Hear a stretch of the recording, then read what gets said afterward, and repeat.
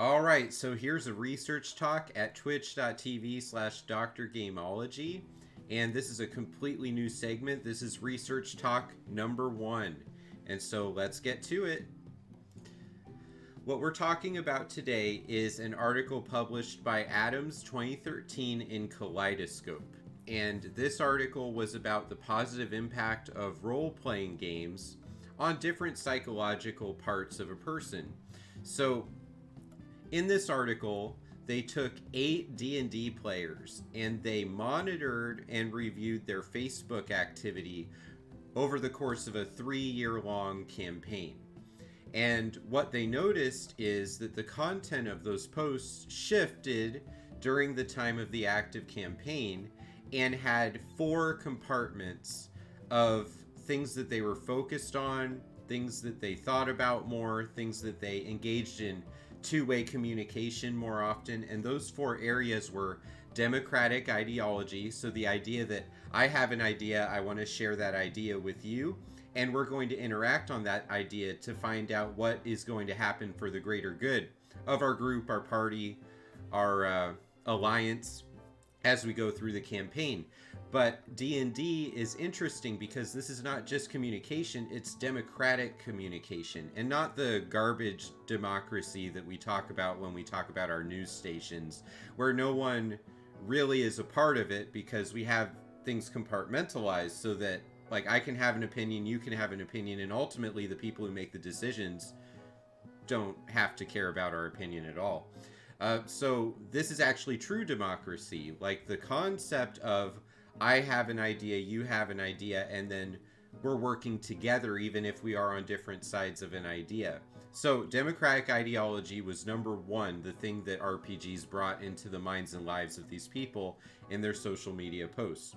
These 8 players also engaged in a lot of friendship maintenance. So talking about things like pats on the back, that was so good, you killed the boss, you got us through the campaign last night, or hey, I want to help you with that idea. You said something in your role playing that I thought was really neat about your character. What did you mean? I wanted to continue that conversation about it.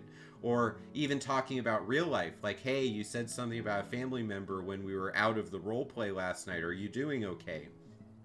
So friendship maintenance actually extends beyond the game for role players. And I think that's really important. A lot of people think when I talk about my friendships in video games and other games that they stop being my friends when I'm not playing. And that is so not true. In fact, I was just talking with Marcus B814. That's my good friend Marcus in the Northeast. I was talking with Swotor Boy trying to get me to move to Texas. These are people that I feel like I actually know and that we do talk about things outside of my game streams. It's not like those friendships turn off when the stream goes off. Then we have extraordinary experiences. And this is the ability for our minds to go into that imagination mode that captivates us and makes us dream big. D&D actually can compel a person to dream big in a way that real life often doesn't. We're empowered to actually be a part of the solution to our problems. Whereas we get into a rut, we feel stuck, we get depressed, that anxiety voice tells us we're not going to be enough, just give up. And in real life, that's devastating, and we don't have the extraordinary experience. We tell ourselves, life is good enough, I'm going to keep doing this. We stay Luke Skywalker on Tatooine. But D&D makes us realize that inside all of us, with hard work, with a good plan, and trusting the process, we can actually conquer the evil that rules the kingdom or slay a dragon. What is our version in real life of slaying a dragon? And D&D actually helps people to put those pieces together, it turns out. And then the final one that becomes more of a concept than what the average person talks about on Facebook is the nature of good and evil. So I actually have seen this in therapy sessions. People do not think about the things they do as being good or evil, lawful or chaotic, or neutral, true, pure, or moderate. And they just think about themselves doing whatever makes sense for themselves. And so they can do evil things all week and then tell me in their therapy session I'm a good person. I just happen to do a list of evil things. And so I'm sitting there saying, you're inconsistent with yourself. The things we do actually do matter. And to quote BioWare, when they were doing their ad campaigns for Star Wars The Old Republic, choices matter. You know, we are what we do. We aren't just what we say or think. What we think can be distorted. What we do can be measured. And so the things inside of us that we use to compel our behaviors and our choices, those matter. Our motivation for things matter. And in D&D, we have a character, and that character has a preferred alignment, and it gives us the opportunity to actually think about our choices in terms of good and evil instead of just what's good for me. And when you think about that, it actually gives you a purposeful nature behind the things that you do.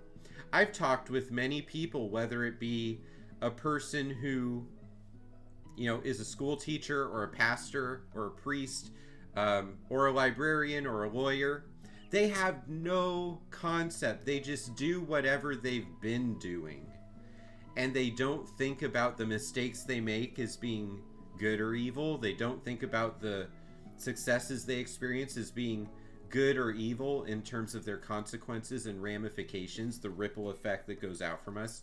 And so if we play a role-playing game like Dungeons and Dragons, or we play an MMORPG like Final Fantasy XIV or Star Wars The Old Republic or World of Warcraft, we actually are interacting with all of these things a lot more intimately than the general person.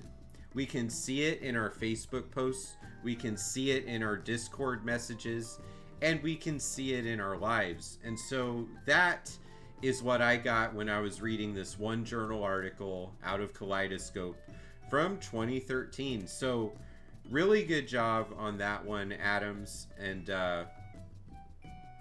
I think that that article is a good step for us to be thinking about how our games refine our ideology and the person we intend to be, not just for ourselves, but the way we connect with other people.